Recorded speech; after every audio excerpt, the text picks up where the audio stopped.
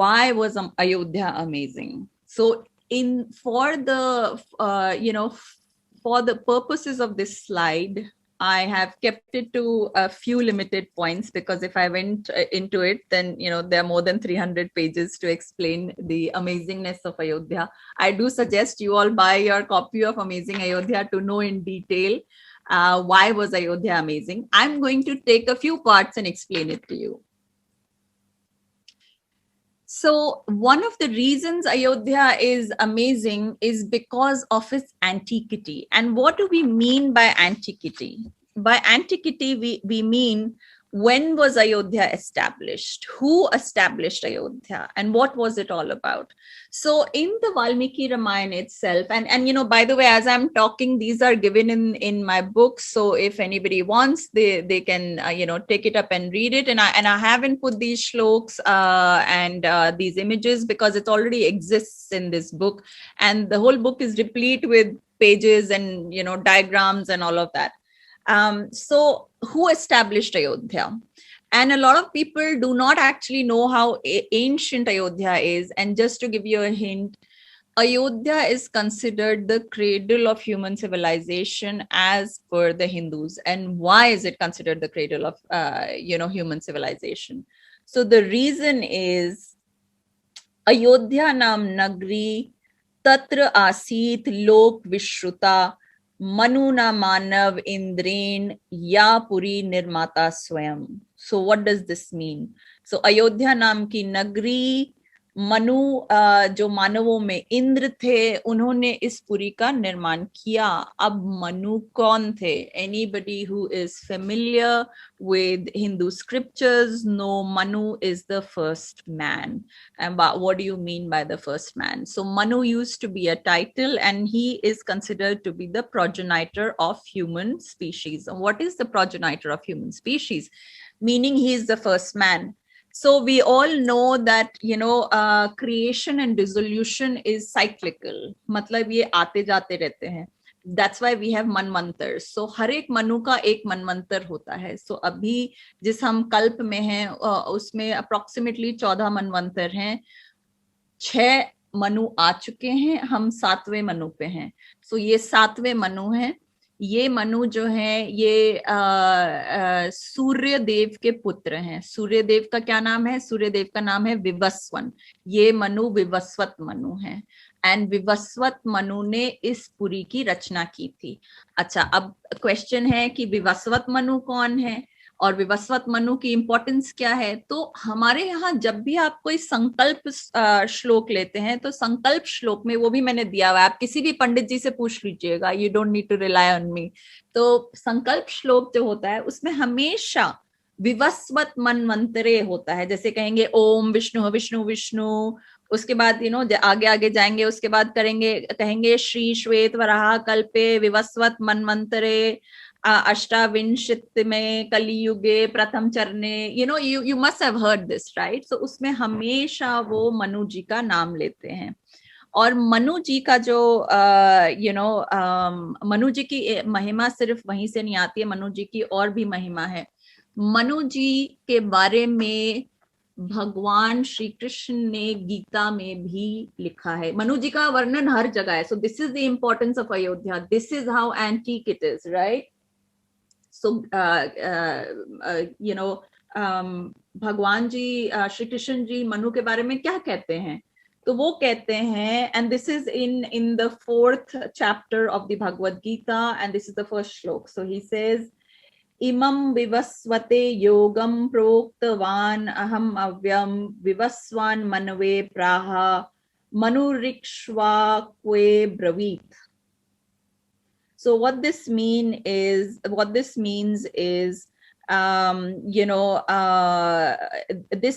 that Shri Krishna is saying that he taught, वो सिखाते हैं, he taught the eternal science of yoga to the sun god Vivaswan. Vivaswan passed it to his son Manu, who is the Vivasvat Manu, who in turn passed it to Ikshvaku. तो इसमें यही कह रहे हैं कि Ikshvaku lineage जो हमारे राम भगवान की लीनिएज है, वो इतनी पुरानी है और इतनी इम्पोर्टेंट है कि मतलब भगवान ने ही खुद योग जो सिखाया था वो सबसे पहले मनु को सिखाया था. This is just an example. और उसके बाद मनु ने सबसे पहले विवस्वन को सिखाया था, उस सन गॉड. विवस्वन के बाद विवस्वत के बाद Ikshvaku. And we all know कि राम जी इक्ष्वाकु के वंश से आते हैं. अच्छा, another interesting thing is that the English word man, if we take a look at etymology, the word man comes from the word manu. Manu के जितने पुत्र हैं, मनु के जो वंशज होते हैं, उन्हें मानव कहा जाता है. एंड मानव से ही मैन आया है. एंड अगर हम this is a rule of Sanskrit. So जैसे कि यदु से यादव आते हैं, दनु से दानव आते हैं, मनु से मानव आते हैं. So this is a rule of Sanskrit. Manu के जो वंशज हैं उन्हें मानव कहते हैं. और इसी शब्द से हमारा जो the English word man has come from. So the whole mankind, which is all of us, our being on this planet after the pralaya, is thanks to Manu. And what did Manu do? Manu established Ayodhya. This is the most interesting and the most fascinating fact, and this is why I have called it the cradle of human civilization. ऐसा नहीं था उसके पहले civilization नहीं थी, but जब सब खत्म हो गया था, then again the progenitor of the human species is Manu. Okay, and so by the way, so अब वो तो हो गया, ठीक है, मनु थे बहुत साल पहले, बहुत साल थे मनु. तो जब राम जी जब उनको राज अभिषेक होता है, तो मनु की एक वस्तु जो थी वो मनु के समय से लेकर के राम जी के समय तक चल रही है. और वो वस्तु क्या है? So those who don't know, I will tell them. Some of you know, those who have read the book will know, but those who don't know, they'll find it interesting that there is a continuity of lineage. And why I'm saying this is because the Valmiki Ramayana starts with this. The Valmiki Ramayana starts with the antiquity of Ayodhya and ends with the antiquity of Ayodhya. And why and what it is? So it is a crown, and I have shown this. तो मनु जी का जो crown था, जो खुद ब्रह्मा जी ने अपने हाथों से बनाया था, वो राम जी के सर पे रखा गया था. And then he was crowned the king of Ayodhya. So these are the kind of interesting details that and this is what, this is something that we didn't know of. Actually, no one knew about it and no one talked about it. And that's why I'm talking to you about it here. And this image is also given in the book. I couldn't find the exact image, so I've, taken a similar image of a crown in those times. So the other reason, so the second part about Ayodhya, why it is amazing, is because of its design. And how was it designed to protect itself from the enemies? So anybody who knows Ayodhya know that the word Ayodhya comes from Ayudhya. So अयुध्य का क्या मतलब है? तो अयुध्य का मतलब है कि जिससे लड़ा न जा सके, जहां पे लड़ना पॉसिबल नहीं हो. That is the meaning of the word Ayodhya. And obviously it's not possible. It's it has many different versions, and Valmiki gives us the correct versions. So Valmiki talks about the main things that Valmiki focuses on in design of Ayodhya. There are many other things. I'll go ahead and explain it to you. But Valmiki attributes it to the design of Ayodhya.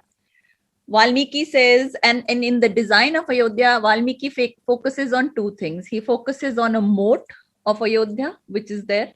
The second thing he focuses on is a girdle of trees. So there is a moat. So Ayodhya is a rectangular nagri, and all the details are given here in the book. And all the shlokas are also given, but for the purposes of this presentation, I'm only going to talk about the moat of Ayodhya and its forest, the girdle of trees that surrounds Ayodhya. And then you have the Shatagni also, and I'll cover Shatagni later. So he says, Durg Gambhir Parikham Durgam Anyaiha Durad Sadam Vaji Varan Sampurnam Gobhihi Ushtraiha Kharaiha Tatha. So he says that Ayodhya is impassable one for trespassers or for other invaders, owing to her impassable and profound moats. And what does he mean by impassable and profound moats? He means that they are so wide that you can't jump across them, and they are so deep that you'll drown. Even like ये जैसे उष्ट्र खर जैसे ये जितने animals हैं ये भी नहीं उसको क्रॉस कर सकते हैं. सो पहले जमाने में हाथी, घोड़े और ऊंट पे इन सब उस पे लड़ाई होता था, और ये अगर आएंगे तो वो सब उसमें ड्राउन कर जाएंगे. दे कान.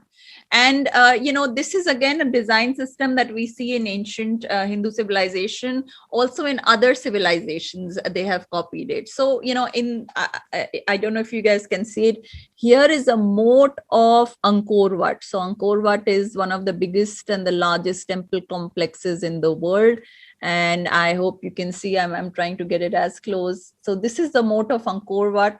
And this is what I meant with the continuity of civilization and the proof that we have that things like this did exist in the past. So moat is a very interesting concept. And then you have a girdle of trees. So what do you mean by the girdle of trees? So जैसा आपने इस चित्र में देखा, वहां पे एक मोट था और मोट के चारों तरफ एक और जंगल थी. So Valmiki ji says further, सायोजने च द्वे भूयः सत्यनामा प्रकाशते यास्यं दशरथो राजा वसन जगत अपालयत. So he says, while residing in that city from where King Dashrath ruled the world, the city is further fortified up to 2 more yojans outside the city, true to its name Ayodhya, an unassailable one. So here is the reason, and this is the meaning of the word Ayodhya. This is the reason nobody could fight Ayodhya. Also, previously, Valmiki ji says that the whole of Ayodhya is built up.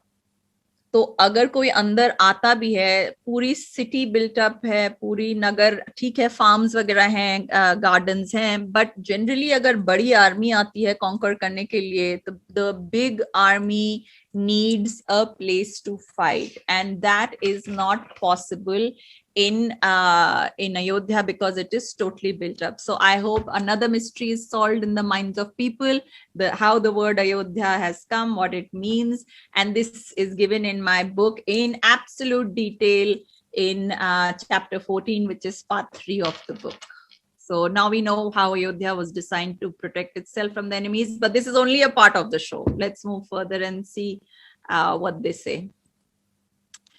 Then we have the Iron Dome of Ayodhya, and this is covered in part 5 of the book. I'm calling it the Iron Dome, not it's just a word in English, and the reason I'm saying is so that you all can understand. Right now, the Hamas and the Israeli conflict is on, so they have employed their Iron Dome. So Iron Dome are these missiles that they use to counter any incoming missile. And a unique part of the Iron Dome is that they can move it around, and it's on wheels, and they move it around, and jahan unko rakhna hota hai wo rakh dete hain. And the Iron Dome, there are so many Iron Domes in Israel that they're also on boats. They also keep it on boats. So what it means is that it is totally covered, encircled in, Israel is encircled by this Iron Dome. And the reason I've mentioned this so that you have an idea. So anybody who's followed this conflict, this is the conflict that's going on right now, will have an idea of what I'm talking about. And इसी तरह एक iron डोम की तरह अयोध्या का भी एक protective mechanism था. And this is totally covered in part 5 of Amazing Ayodhya. Like पूरा वर्णन किया है वेपनरी का मैंने, जो ऐसे था. तो उस वेपन को हम शतघ्नि कहते थे. सो आप ये देखिएगा, ये एक मैंने पिक्चर डाली है जो एट प्रेजेंट जो इजराइल की जो आयरन डोम है जिससे मिसाइल्स निकल रहे हैं. एंड ऐसा ही वर्णन हमें मिलता है वाल्मीकि रामायण में. और जो उस समय का जो जो वेपन था उसका नाम था शतघ्नि. सो आयरन डोम तो इजराइल का हो गया, वो अंग्रेजी में इसका नाम हो गया. पुराने जमाने में इस वेपन को शतघ्नि कहा करते थे. शतघ्नि का क्या अर्थ होता है? शत और घन धातु से बनी, हन धातु से बनी हुई है, विच मीन्स 100 किलर. हन धातु जो है उसी से the word hunt comes from there. Hunt means to, मतलब to attack, to kill, and that's an English word. उसका जो एक्चुअली जो रूट है वो संस्कृत में है.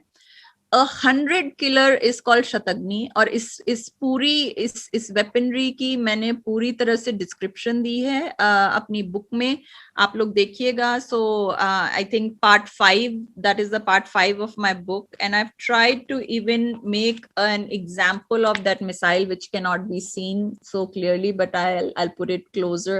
So this is an example of that missile that used to exist based on the descriptions that I have read. सो ये क्या कहते हैं शतघ्नि के बारे में, ये क्या कहते हैं? तो जैसे आयरन डोम इजराइल को प्रोटेक्ट करती है, वैसे शतघ्नि प्रोटेक्ट करती थी. तो वाल्मीकि जी क्या कहते हैं? कहते हैं सूत मागध संबाधाम श्रीमतीम अतुल प्रभाम उच्चाटाल ध्वजवतीम शतघ्नि शत संकुलाम. सो वो कहते हैं, वाल्मीकि जी कहते हैं कि Ayodhya is much crammed by eulogists and panegyrists, yet she is highly splendorous with many a bastion of watchtowers, flags, hundreds of batteries of cannon, and Dashrath dwells, therein. So in English, Shatagni has been translated to batteries of cannon.